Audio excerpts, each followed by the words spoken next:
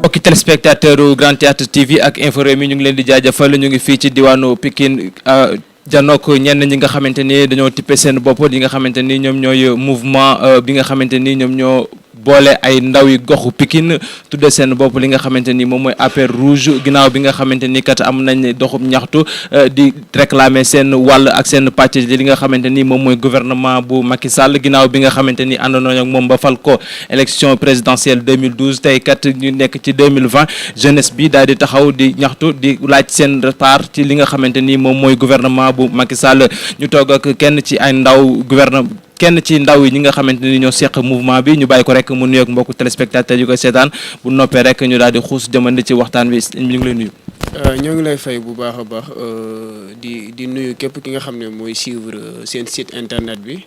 man Mouhamed Thiaw laa tudd nekk membre de la cellule communication APR Pikine Rouge. On ne peut pas dire que c'est un mouvement, c'est un collectif qui regroupe des jeunes issus des 16 communes du département. Ñu gën leen xam c'est des militants de l'APR qui ont participé à 2 reprises li nga xam ne mooy élection présidentielle yi pour ñu fal le président Macky Sall en 2012 et en 2019 et que ren ji nag ñu toog di xaar di patienter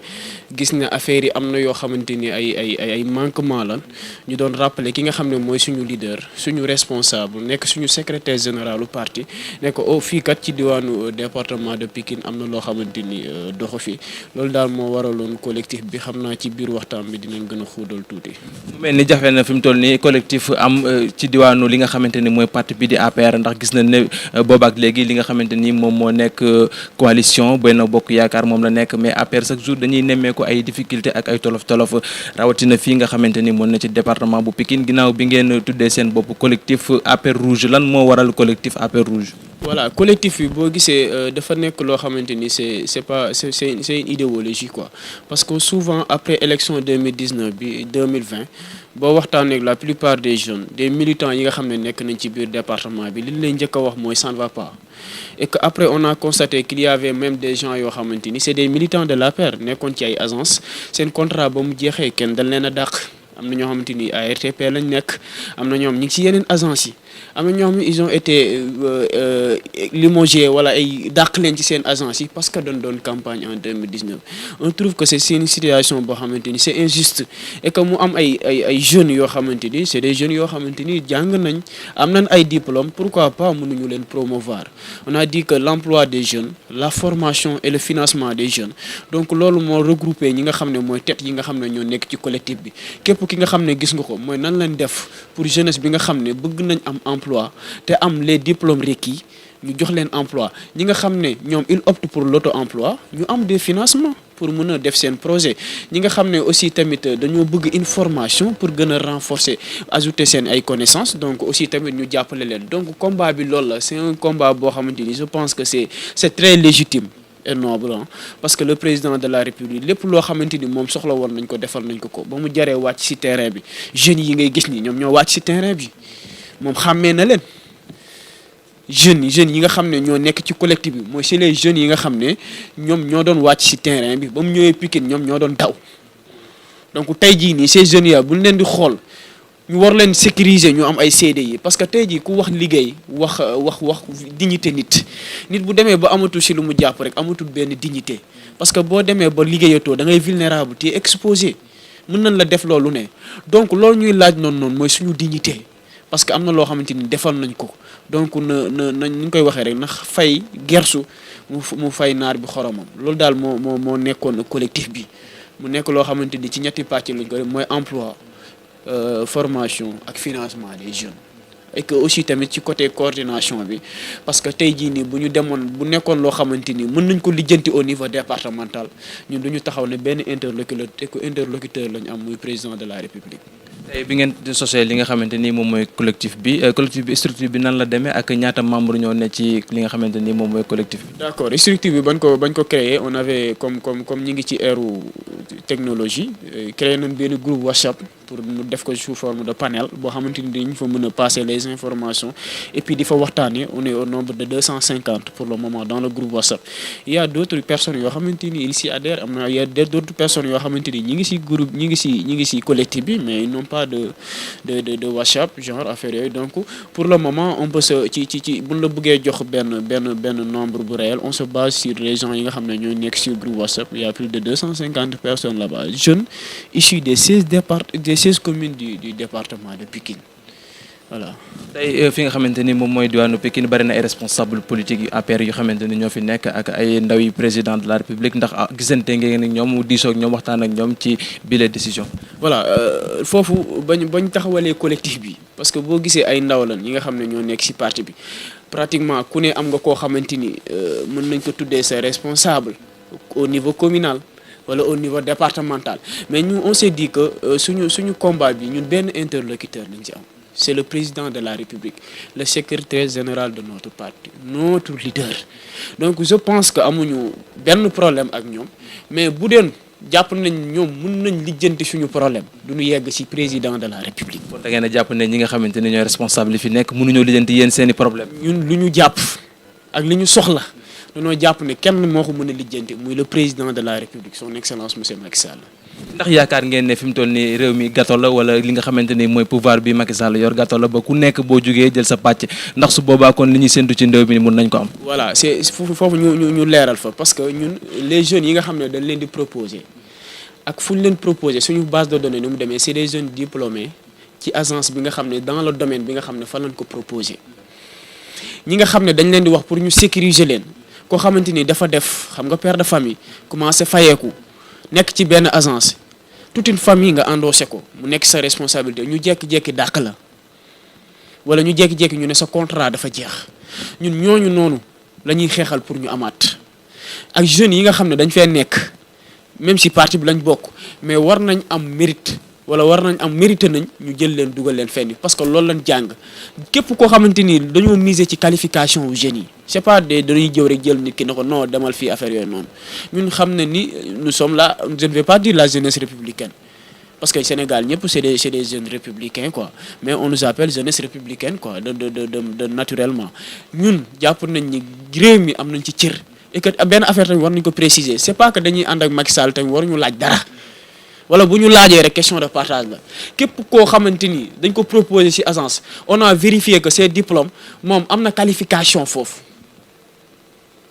loolu moo nekk combat bi donc c'est pas benn affaire boo xamante ni dañ koy vérifier on a beaucoup misé sur la qualification des jeunes et puis on a beaucoup misé ci ces jeunes wala ces jeunes yoo xamante ni ay nouveaux pères de famille lan yu commencé woon liggéey ñu dàq leen ak ñi nga xam ne ñi ngi nekk ci ay agence ñu bañ loolu noonu dal ñooñu mu dal leen mooy ñu jéem leen a sécuriser c'est le but de notre combat donc si on parlait seulement ci affaire pàccoo on ne va pas parler de la formation si on parlait seulement de pàccoo on ne va pas parler de l'auto-emploi donc loolu c'est je pense que c'est une solution pour tout le monde c'est pas pour seulement la jeunesse républicaine mais pour tous les jeunes sénégalais de vraiment de suivre l'exemple et que ñu demander aussi bu dee mën nañ former autour d'un collectif ñu def cette demande là mais bu doon pàccoo la on demande des postes wala ñu ne nañ ñu nominal kenn wala ñu ne non nañ ñu jox emploi kese mais on a beaucoup misé sur la formation des jeunes on a beaucoup misé aussi ñi nga xam ne dañoo am c'est des porteurs de projet et que mënuñu am financement. depuis 2000 li nga xamante ni mooy depuis 2012 ngeen ànd ak kii di njiitu réew mi di son excellence monsieur Macky Sall ba tey ji nga xamante ni moom lañ toll di 2020 et ça fait 8 ans ngeen ànd ak ki nga xamante ni moom mooy président tey amu leen benn réalisation boo xamante ni njiitu réew mi defal na leen ko ndax jotul kon ngeen wéeru ci ñi nga xamante ni ñoom ñoo ko gën a jege mu ci mel ni ay waaw bari na ay doomu aadama yi xamante ni ñu ngi fi nekk ay responsable ngeen tàllal leen loxo waxtaan ak ñoom ngir que mu mën a jàllale le message. kenn waxul président defaluñu dara de. parce que sànq wax naa la fi am na. président am na lu mu leen defal. sànq am na ñoo xamante ni liggéey nañ fi wala amoon nañ ay postes yoo xamante ni peut-être ay postes loo xamante ni ay postes président Macky Sall moo tax ñu am ci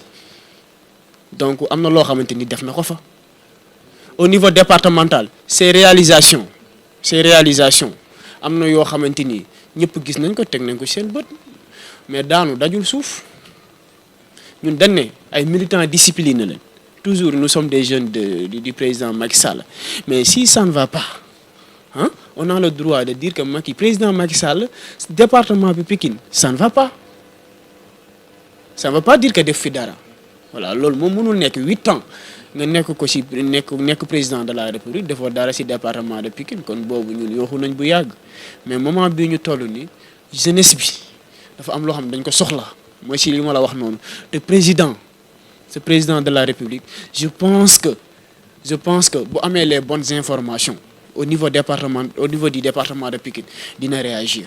gis nañ ne tamit defoon bind nga noonu li nga xamante ni moom moo nekk demande pour def bi amal benn doxu ñaxtu ki nga xamante ni moom mooy préfet bi ndéggandiku ko fi mu toll nii jamono ji ñu toll nii lan lañ mën a xaar ni ci collectif bi. voilà d'accord loolu moom c'est tout à fait normal et puis dañoo defoon benn demande de marche pacifique boo xamante ni dañ doon porter l'ensemble des doléances des jeunes républicains mais malheureusement vu le contexte actuel. Avec la crise sanitaire ñu ne le préfet de Dakar da ko dàq le préfet de Pikine dañu ko bañal donc ñun on s'est conformé en tant que des républicains et des patriotes donc on s'est dit qu'on va se plier à cette décision de l'autorité administrative pour ne pas braver l'interdiction mais on compte poursuivre nos plans d'action donc loolu moom xam naa gars yi dinañ toog ñu waxtaan ci bu ñu tënkee rek ñu dinañ joxe l'information à travers les réseaux sociaux ak panel bi nga xam ne war nañ ko fa joxe les panels appropriés pour ñu wax ni suñu plan d'action yi nga xam ne war nañ ko def après. tey le 23 juin tombeeg anniversaire le 23 juin 2011 gis nañ ndaw yi nit ñu wàcce woon fi nga xamante ni moom mooy diwaanu Sénégal ngir bañal ki fi nekkoon njiitu réew mi di Abdoulaye Wade fi mu toll nii ñenn ñi sax ci jeunes yu bari nee nañ dafa doy ki nga xamante ni moom mooy njiitu réew mi Macky Sall daal di mën a joxe lenge yi daal di dem ba beneen yoon ana tey ban gis nga am ci mbir mi la ak message bi nga xamante ni di ngeen ko lancer. Bon le 23 juin mu nekk date boo xam ne c'est historique et que nekk date boo xam ne c'est symbolique aussi c'était vraiment une étape pour la consolidation de notre démocratie et quoi qu'on puisse dire maintenant comme ni nga ko waxee nee nga peut-être am na ndaw yuy wax dafa war a dem ñun ñu bokk ci ndaw yi nga xam ne dañoo wax ne le président de la république li ñu doon xaar ci moom mën nañu wax lépp loo xamante lépp yembul mais am na ci yoo xamante ni mu ngi ciy góorgóorlu di ko def donc bu benn jeune taxawee ne baaxul am na beneen jeune bu nekk ci côté bi ne baax na et puis benn référence lañ am mooy élection yi passé pour xool li nga xam ne le président de Macky Sall majorité bi ba tey ñi ngi koy bëgg wala bëgguñu ko benn référence lañ am mu les élections présidentielles passées 58% la passé donc ñi nga xam ne dañuy nekk ci réseaux sociaux yi di wax et puis leneen dafa am ki nga xam ne il pense que lépp baax na du nekk ci ay réseaux sociaux wala ci ay télé di wax moom day jàpp ne lépp baax na toog na rek mais ñi nga xam ne ñooy wax mooy ñi nga xam ne jàpp ñu baax ñoom mais faut pas se tromper que ñoom ñooy la majorité du Sénégal donc on va pas dire que tout est rose il y a des choses yoo xamante ni c'est à améliorer et que ñu xam nañ ni lépp mënul matandi donc ñuy interpeller le président Macky Sall rek di ko wax mu gën a gersu ndaw ñi ñun ci côté boobu la ñuy gën a wax mu gën a gersu li nga xam ne mooy la jeunesse du Sénégal plus particulièrement la jeunesse de Pikine voilà parce que dafa am loo xamante ni dañ ko fee defal le président Macky Sall en 2012 bayal CFA waaw jàmbaar yi ñoo ko fi dugaloon ba ne du fi dugg jeunesse bi moo sacrifié woon dugal ko fi donc am na loo xamante ni waral na ko jeunesse bi voilà donc foofu lañ koy waxee rek 23 juin nag ñuy wax ne dafa war a nekk loo xamante ni ñun ñëpp dañ ci war a jàngee et puis li nga xam ne mooy peuple bi da see war a jàngee ñi nga xam ne ñoo yor gestion dëkk bi dafa war a jàngee et puis day wane aussi tamit la force de la voix du peuple voilà man loolu laa si jàngatee parce que dafa am loo xamante ni bëggoon nañ ko dugal mais peuple bi moo tax ñooñu reculer donc loolu day wane souveraineté du peuple sénégalais ci li nga xam ne mooy datu 23 juin boobu noonu quoi. ci diwaanu Pikine ak feebar bi di coronavirus ñu bëggoon a xam rek li nga xamante ni moom lañ jaglewoon wàllum dund bi ndax matale nañ ko fii nga xamante ni moo ne ci diwaanu Pikine. voilà loolu nag duñ ci mën a prononcer beaucoup man moom vérificateur là au niveau communal. ñun nekkoon nañ ci la commune test commune bi ñu njëkk a jox mooy commune Guinaw Rail Sud je pense que distribution bi jàlloon na si yoon malgré que dina am ay yenn problème yoo xamante ni am na fi parce que li nga xam ne mooy quota bi ñu joxe mënul matale ñëpp et que boo xoolee Sénégal wala Guinaw Rail ñëpp ay nécessité lañ donc il faut que bu ñu waxee ciblage rek ça veut dire qu'on doit éliminer am na ñoo xamante ni jàpp nañ ni peut-être am na ñu leen ko gën a yelloo mais amoon na ay revendications et que yooyu yëpp réglé woon nañ ko daal ba au niveau communal je ne sais pas les autres communes nag au niveau communal fii au niveau de la commune de Guinaw Rail Sud moom ça s'est bien passé quoi amoon benn problème. waaw d'accord ñu ngi leen di remercier képp koo xamante ni bokk nga ci collectif bi APR Pikine Rouge buñ ma joxee kàddu du ci at yi du ci ancienneté du ci dara waaw ndigal la boo xamante ni dañ ma ko jox rek ma koy jëfe donc ñuy remercier yi nga xam ne mooy grand yi nga xam ne ñoo fi nekk grand Cheikh Thiam ak Mamadou Aw Ibba Wele ñoom ñëpp ñu ngi leen gërëm ak Mbouch ñoom ñoo nekk suñu ganam nekk suñu ginnaaw nekk suñu côté ñoom ñoo ñuy encadré ñun ay ndaw lañ donc ñoo ñu jiitu ci parti bi ñoo ñu dàq a wax ñoo ñu gën a xam le but du combat donc tey bu ñu yabalee ñuy wax ci rek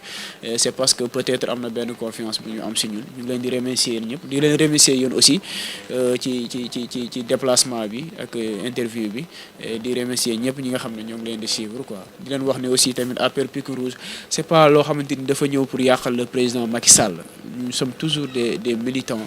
du président de l'Alliance pour la République mais c'est juste que am na loo xamante ni ça ne va pas et que bañ nañ mu dégénérer on alerte voilà c'est juste une alerte on a alerté le président de la République pour ko wax ni am na yoo xamante ni doxul surtout ci côté politique de la jeunesse fii ci diwaanu Pikine donc ñu ngi leen di remercier bu baax a baax